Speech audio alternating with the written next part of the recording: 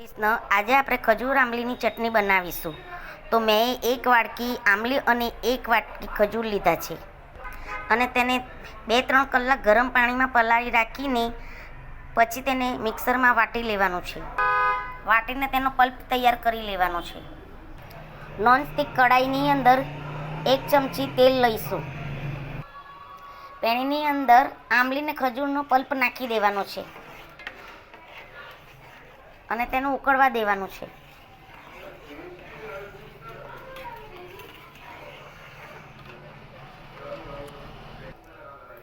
તેની અંદર 1 વાટકી ગોળ નાખી દઈશું અને પછી બરાબર ગોળ ઓગળે ત્યાં સુધી ઉકાળવા દેવાનું છે.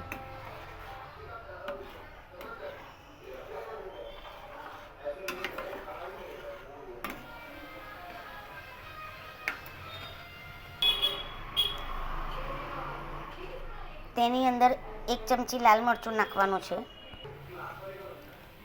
1 ચમચી વરિયાળીનો પાવડર નાખવાનો છે, 1 ચમચી ધાણા જીરું નાખવાનું છે, અડધી ચમચી સૂંઠનો પાવડર નાખવાનો છે. પછી બધું બરાબર મિક્સ કરવાનું છે.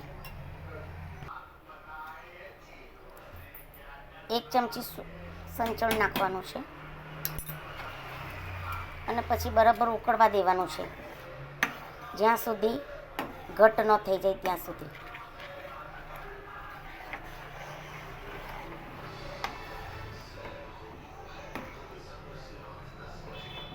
હમણાં આપણાને આ પતલું દેખાય છે પણ જેમ તે ઉકળશે તેમ તે ઘટ થઈ જશે.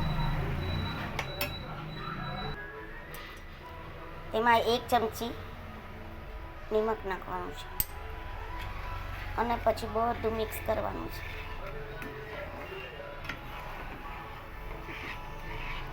ગેસની ફ્લેમ ધીમી જ રાખવાની છે.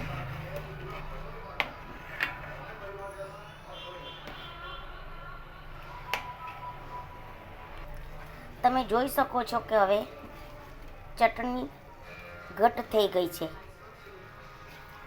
એટલે કે હવે આપણી ચટણી બની ગઈ છે. આપણી ખજૂર આંબલીની ચટણી તૈયાર છે. મેં એને એક વાડકીમાં કાઢી લીધી છે અને તેની ઉપર કોથમીરથી ગાર્નિશ કર્યું છે. તો તમને વિડીયો મારો ગમ્યો હોય તો લાઈક અને સબસ્ક્રાઈબ કરજો અને કમેન્ટ કરીને જરૂર જણાવજો. રાધે કૃષ્ણ.